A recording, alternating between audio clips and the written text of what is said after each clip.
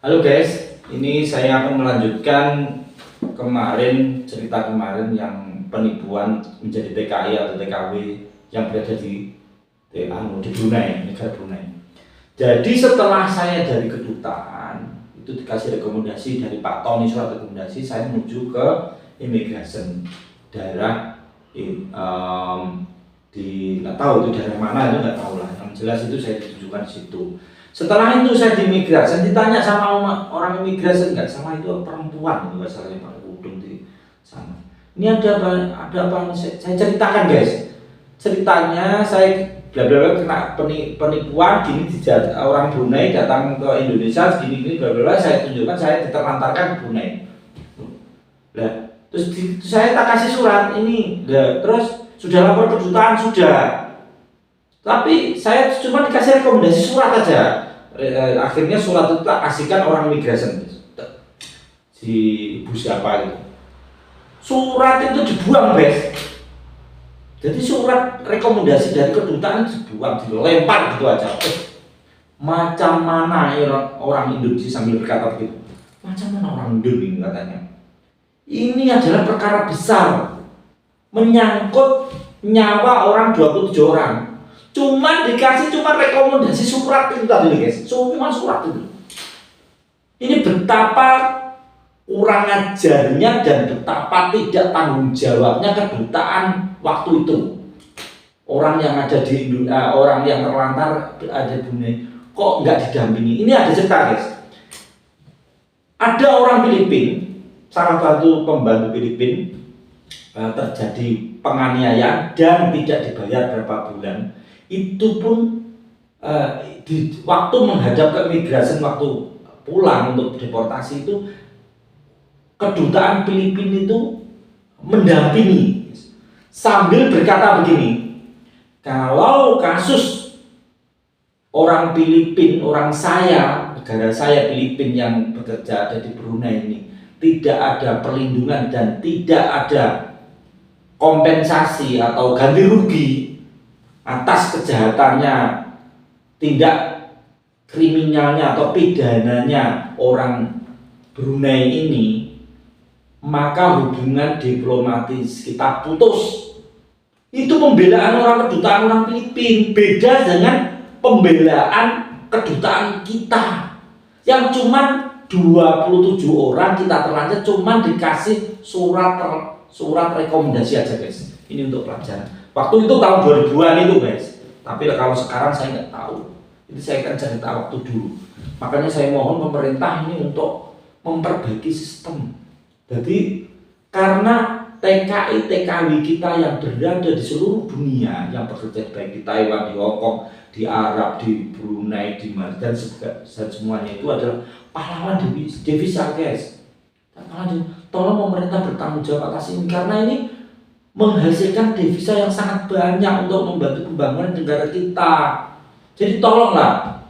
Jadi sistem untuk perlindungan, sistem untuk kesejahteraan, sistem apapun yang berkaitan dengan kepentingan TKI TKW yang berada di luar negeri, tolong dikondisikan dengan bagus. Itu maksud saya ini. Kasihan dia, karena ketika dia kena masalah di luar negeri, kalau tidak ada perlindungan dari pemerintah kita, itu dia itu mau minta perlindungan pada siapa lagi, sehingga dia itu terlantar. Kalaupun terjadi pembunuhan di sana, terjadi penganiayaan di sana, itu pun beritanya itu nggak ada guys.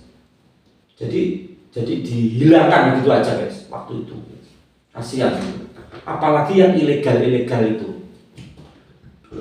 Nah, setelah itu dibuang itu. Saya teruskan lagi guys ya. Dibuang itu rekomendasi surat dari kedutaan Indonesia waktu itu yang saya bawa itu. Macam mana ini orang Indo? Ini 27 orang ini terlantar kok gak didampingi, cuma dikasih surat gitu loh waktu itu. Kok betapa tidak ada rasa empatinya kepada bangsanya sendiri gitu tuh. Kedutaan gitu guys. Dibuang begitu aja. Terus akhirnya saya minta jalan, iya Bu, terus saya mohonlah Bu, ini untuk agar supaya kita dikasih pekerjaan atau kita dipulangkan. Terus imigrasi itu punya pendapat, kalau kita dipekerjakan itu melanggar undang-undang karena visa kita ini adalah visa kerja, visa turis, bukan visa kerja gitu loh maksud saya. Jadi kita nggak boleh untuk dipekerjakan, itu melanggar undang-undang yang ada di sana gitu loh. Jadi kita harus dideportasi, harus pulang karena tidak sesuai kedatangan kita dengan undang-undang tersebut. Jadi kita harus pulang gitu. Nah, kalau kita deportasi pulang karena kita melanggar undang-undang, maka uang deportasi itu tidak ada katanya. Jadi nggak ada uang deportasi katanya ini ya. Jadi seharusnya bangsa Indonesia itu membiayai kita yang untuk deportasi itu gitu loh maksudnya. Terus bagaimana Bu ini untuk langkah selanjutnya? Terus saya tanya begitu. Udahlah nanti ini aja kita coba nanti koordinasi dengan kedutaan dulu. Oke, saya suruh pulang guys, suruh pulang dulu. Akhirnya saya pulang ke tempat pembuangan saya yang terlantar tadi, di tempat pembuangan mobil-mobil yang ada di tengah hutan tadi. Saya udah pulang. Oke. Nah, karena makan kita semua teman-teman untuk logistik dan sebagainya itu udah menipis dan bahkan kita ini nggak bisa makan, maka langkah saya itu untuk mencari makan, untuk mencari kebutuhan hidup agar supaya kita tetap makan sambil menunggu proses deportasi tersebut. Jadi saya saya sama teman saya yang malaikat penolong saya Ibu Dairi itu tadi, teman STM itu, saya ajak untuk mencari dana-dana untuk mengasih makan teman-teman yang terlantar itu guys, seperti itu. Akhirnya saya cari guys ke kilang-kilang itu, maksudnya kilang itu pabrik, namanya pabrik itu kilang guys. Jadi ke tempat mes pabrik yang kita tak kasih tahu, ini ada teman kita yang terlantar di desa sana, ini paspornya saya kasih bukti, saya kasih foto waktu itu kan. Terus itu karena orang Indonesia itu persatuannya bagus guys. Jadi rakyat ini persatuannya bagus. Nggak tahu kalau pemerintahannya ya, orang-orang elit nggak tahu. Jadi orang-orang kecil itu kalau menderita guys, itu persatuannya di luar negeri itu bagus guys. Oke, terus itu di kilang-kilang itu saya minta bantuan. Waktu itu di kampung air di Brunei sana ada namanya kampung air di sana. Terus ada tempat-tempat ini saya mintain minta bantuan lah untuk makan teman-teman yang terlantar itu. Nah, ada yang kirim beras, ada yang kirim kasih ikan asin, ada yang kasih telur, ada yang kasih buah-buahan. Bahkan di sana itu kan ada yang bekerja di tempat penyembelihan ayam. Di sana itu kalau ayam penyembelihan ayam itu daging ayam itu kan kepala sama kakinya dibuang. Nah, waktu itu saya minta digoreng untuk kasih makan anak-anak untuk lauk itu teman-teman itu. Alhamdulillah guys, untuk makan aja kita sudah tercukupi lah guys. Jadi kita nggak usah pusing-pusing untuk kasih makan. Jadi donaturnya itu dari teman-teman kita waktu ada yang kerja di kilang, ada yang kerja di rumah tangga dan sebagainya, gitu guys. Nah itu. Nanti ini saya ceritakan lagi guys, ini berhubung waktunya ini saya ceritakan untuk berikutnya. Bahkan ada kawan saya guys, ini saya ceritakan sedikit guys. Ada kawan saya waktu saya susah itu waktu sampai kerja kayak prostitusi gitu guys. Jadi dipelihara sama tentara sana, dikasih uang makan di sana, jadi pacaran sama tentara sana. Kalau dikasih makan itu dikasihkan teman-teman kita. Ya Allah, itu nggak salah anak Ponorogo guys. Ada jadi wanita simpanan dari tentara itu. Kalau dapat makan, dapat ini gitu, dikasihkan sama kita guys. Saking susahnya saya bingung untuk mencari duit. Ya Allah, waktu saya menangis itu saya rangkul anaknya itu. Nggak salah itu waktu itu anak Ponorogo itu guys. Masya Allah, semoga sekarang dia hidup bahagia lah atas pengorbanan dia untuk kasih makan teman-teman itu sampai dia berbuat seperti itu. Ya Allah, semoga Allah mengampuni dan dia ditempatkan tempat yang bagus lah untuk sekarang, atau dia bahagia sekarang. Dari salam saya untuk kawan saya itu yang berada di sana. Ya Allah. Jadi setelah kita makan udah dapat dengan baik. Terus saya waktu itu ke imigrasi lagi, itu saya tanya, gimana ini Bu? Saya ini kalau nggak pulang-pulang terus makan tidur gimana Bu? Terus ini saya udah nggak kuat, ini sudahnya hampir 4 bulan di sini. Terus imigrasi itu, terus, nah gimana? Anda itu melanggar apa pun, melanggar aturan, melanggar undang-undang gitu. Imigrasi ini ngomong gitu. Terus gimana orang Indonesia itu yang bodoh-bodoh, wah kurang ajar pokoknya ngomongnya orang kita ini tolol bodoh gitu. Waktu itu saya di Badan Posmen apa intelijen sana apa tuh waktu itu di situ. Terus saya ini juga stres. Waktu itu paspor itu juga itu saya lempar tuh ya di meja gitu. Wes gini aja. Kalau kita nggak dipulangkan bekerja nggak boleh, kan? Dipulangkan kita nggak pulang-pulang. Wes gini aja, kita ini dibunuh ditembak mati aja semua. Saking stres saya guys. Saya mikirkan pusing sama anak itu ya. Teman-teman itu yang ada di penampungan. Banyak kan ada yang stres yang di pembuangan maksudnya di pembuangan itu. Banyak yang stres, banyak yang pokoknya tiap malam ada yang nangis lah yang apa itu ceritanya panjang itu guys. Sampai saya ini merayu-rayu supaya jangan menangis, jangan cengeng gitu. Karena saya itu sudah di Thailand sudah lama, terus saya pernah bekerja di Mikronesia sana. Saya kan juga lulusan sekolah tinggi pelayaran guys, STIP Marunda Cilincing itu. Jadi saya pernah belajar di Mikronesia juga gitu. Jadi orang imigrasi gitu mentolong membodoh-bodohkan orang Indonesia. Kenapa kok bisa ketipu sampai ke sini, sampai visa turis kok mau saja ke sini katanya. Kok di Indonesia nggak ada kerjaan sih, kan kita ini dihina ya sama orang sana, kurang ajar gitu guys. Bangsat juga saya pikir itu. Tapi saya bilang gini, yang bangsat itu yang kurang ajar itu, yang bajingan itu orang kamu itu, orang Brunei, saya bilang gitu. Waktu itu guys. Kenapa? Dia itulah yang menipu saya. Waktu itu saya kan nggak tahu, apalagi sama-sama orang Islamnya. Abdullah bin Muhammad itu kan sama dengan orang Islam. Kenapa dia itu menipu saya? Saya berjuang gitu guys. Saya ngomong sama imigrasi, yang kurang ajar itu orang kamu, yang bajingan itu orang kamu itu. Kan menipu orang kita yang butuh pekerjaan. Sedangkan kita ini ke Brunei bukan pakai tangan kosong, kita ini bayar mahal 9 juta guys. Jadi yang tukang tipu itu siapa? Orang Brunei atau orang kita gitu loh. Gitu loh guys. Coba nanti buat perhatian sama pemerintah kita. Jadi coba telitilah.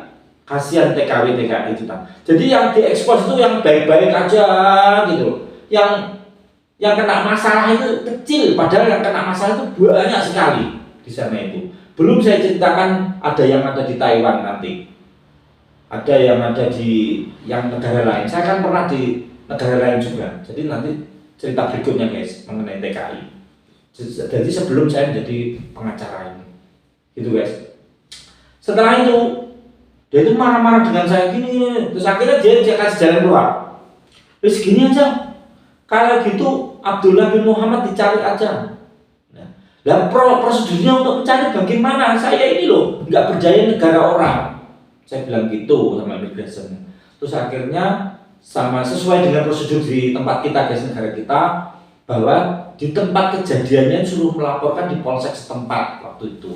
Jadi melapor di daerah polsek daerah Tutong situ, daerah Tutong. Desanya kita kan begitu dan suruh melaporkan di situ bahwasannya terjadi penipuan. Ternyata waktu saya melapor di kepolisian polsek Tutong situ, daerah Tutong di Brunei sana, ternyata Abdullah bin Muhammad itu memang suka menipu. Jadi mendatangkan orang Thailand ke situ, setelah itu udah datang ditinggal, jadi cari duitnya aja, terus mendatangkan lagi gitu.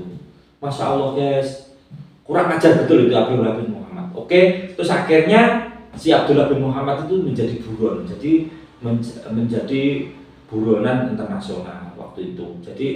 Jadi orang Brunei juga mencari, ternyata dia larinya di luar negeri gitu guys. Jadi gini guys, terus setelah itu saya sudah mencari Abdullah bin Muhammad itu tadi, jadi TO itu. jadi TO, target operasi itu pembunuhan internasional. Terus itu dicari-cari nggak dapat guys. Jadi nggak dapat itu kan kita susah karena kita ini mencari makan itu loh, untuk menghidupi ya teman-teman yang ada di pembuangan itu loh, di mes yang dekatnya pembuangan apa itu mobil, kita susah. Terus akhirnya ini saya ada teman seorang kiai dari Lampung, atau itu kotanya nggak salah W Jepara, W Jepara. Coba nanti Pak siapa itu saya lupa itu.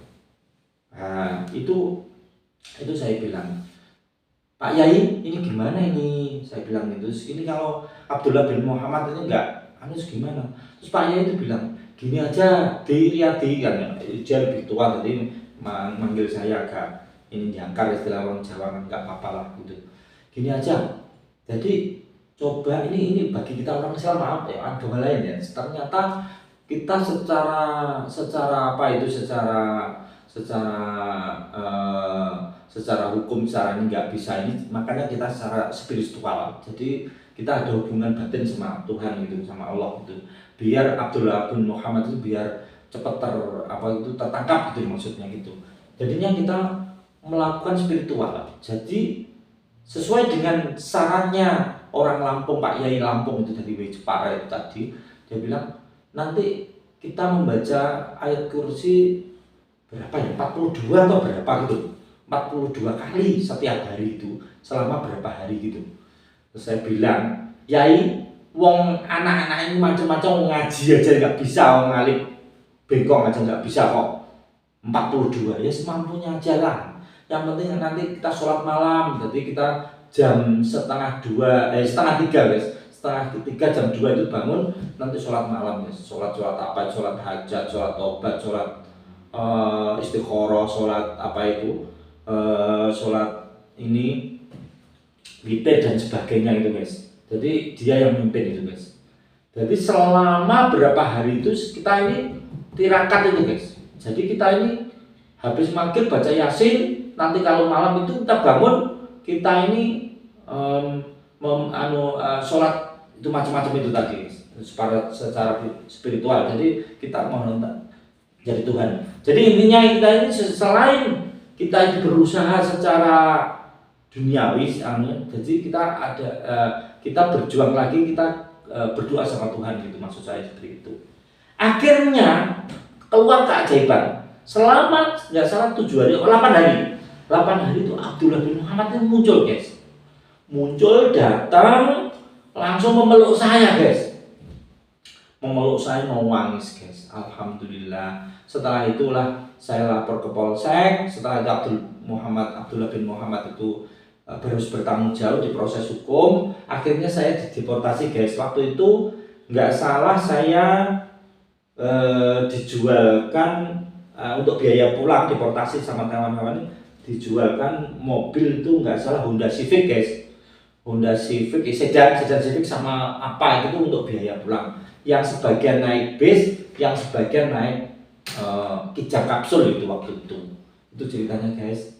Jadi ini untuk sebenarnya ini panjang ceritanya, masih macam-macam itu waktu di penampungan, waktu di tempat pembuangan itu banyak hal-hal itu, tapi nggak saya ceritakan guys. Ini cerita yang intinya aja. Jadi ini intinya itu untuk pelajaran bahwasanya sebagai TKI TKW itu adalah hal yang paling mulia guys. Kita ini berjuang. Jadi kita ini seperti jihad karena kita mencari makan untuk anak istri yang di rumah dan untuk keluarga guys. Jadi termasuk kita jihad. Dan tolong ini sama pemerintah coba untuk TKI TKW diperhatikan untuk masalah hukumnya, karena saya orang hukum. Coba nanti kita perbaiki lah supaya untuk perlindungan lebih baik, karena TKI TKW adalah penyumbang devisa yang paling terbanyak. Jadi untuk pembangunan di negara kita guys. Saya ceritakan yang terakhir untuk anda untuk pengalaman pergi ke luar negeri. Jadi coba kita sebelum pergi itu harus benar-benar untuk perjanjiannya, untuk kontraknya, untuk ini harus jelas.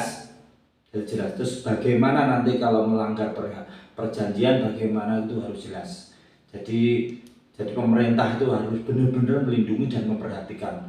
Saya ulangi lagi, karena kita kalau sudah sampai di luar negeri terus terjadi sesuatu, jadi terjadi sesuatu pelanggaran perbuatan melawan hukum kriminal, itu kita tidak berdaya TKI tanpa campur tangan dari negaranya masing-masing. Itu nih guys.